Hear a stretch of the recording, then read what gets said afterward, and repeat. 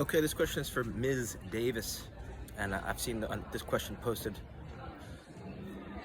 within the past couple posts on this youth soccer parent group, Facebook group. Think about how strong and what the hands are capable of doing, right? Feeling pressure, right? They're so they're amazing if you think about right what the body can do. So I guess okay, so the question is, what gloves should I get? But if you think about it this way, it's like if you put Messi, you put Cristiano Ronaldo in any pair of cleats, doesn't matter what cleats they are, right? Doesn't matter the price, they're gonna do well. So in relation to your son or daughter's, I think it's your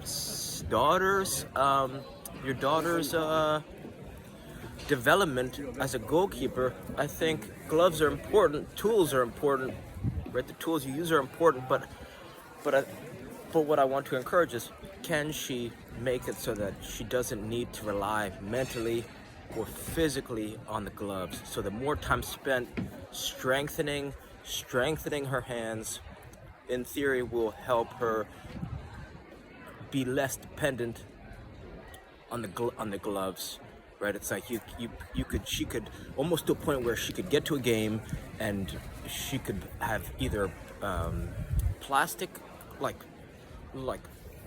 gloves that you wear in a restaurant, or she could get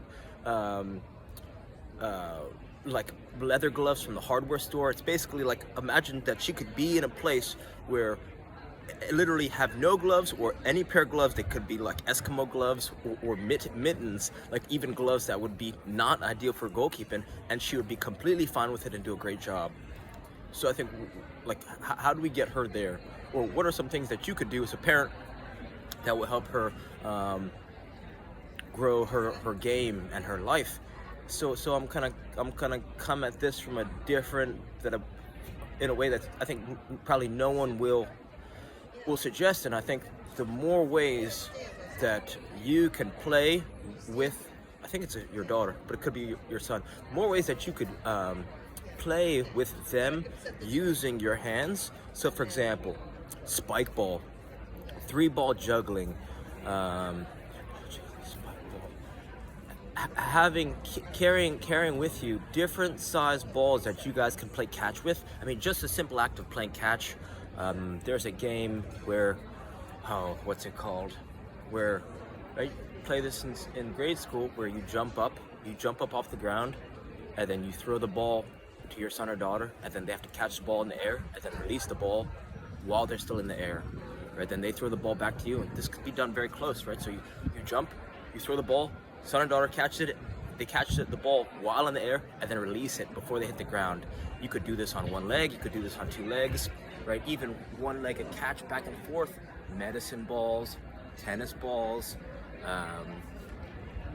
these like little fun games like this throughout a lifetime of development.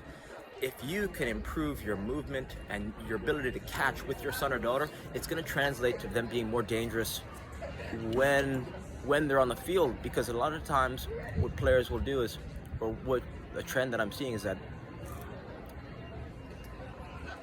you want to start to develop effortless play, right? Because if they can play effortlessly and increase their volume of mistakes, it's not about not making mistakes.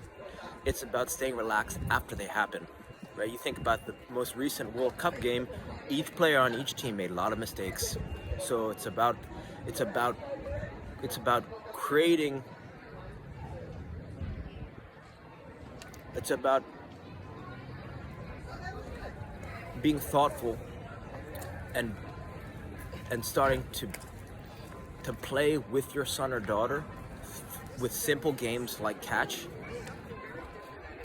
Because then when you're making mistakes off the field, it's going to help them. If you can play with them effortlessly off the field, then when they get on the field, it's going to translate so beautiful. So you got all these parents, they pay a lot of money, strength training, skills training, right? Goalkeeper camps, XYZ things, yet I believe they undervalue the time and the opportunity they have to help their kids grow their game just by playing with them through simple games. So juggling, right? Goalkeepers got to have great feet. Even if you're, let's say you're a mom or dad, even if you're not in the best of shape, even if you're wheelchair bound, right? Even if you're injured, you could still go back and forth, right?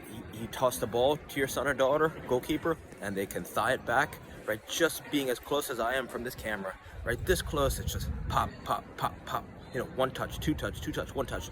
Balloon, hacky sack. This is one of the things that I wish my father invested more time in. My mom could have done the same exact thing. It's like some parents will say, oh, well, I'm not that good, I'm gonna make my son or daughter worse or something like that. It's like, no, it's not about, it's about the 60 seconds a day developing the ability to juggle. Any parent who spends 60 seconds a day improving their own juggling abilities so that they can juggle back and forth with their kids, it's gonna help them grow tremendously, and it's gonna be a lot of fun. Balloons, hacky sack, bouncy ball, volleyball, right? They say make skills easy, make strength hard. So where are we at? Goalkeeper gloves. Get the cheapest pair that you can find, right? Because if you get the cheap pair, then they could test them out, and you'll notice that actually the cheaper brands of goalkeeper gloves sometimes are some of the best because they have all the bells and whistles stripped off, right? There's not a lot of labeling or a lot of things that get in your way, similar to cleats.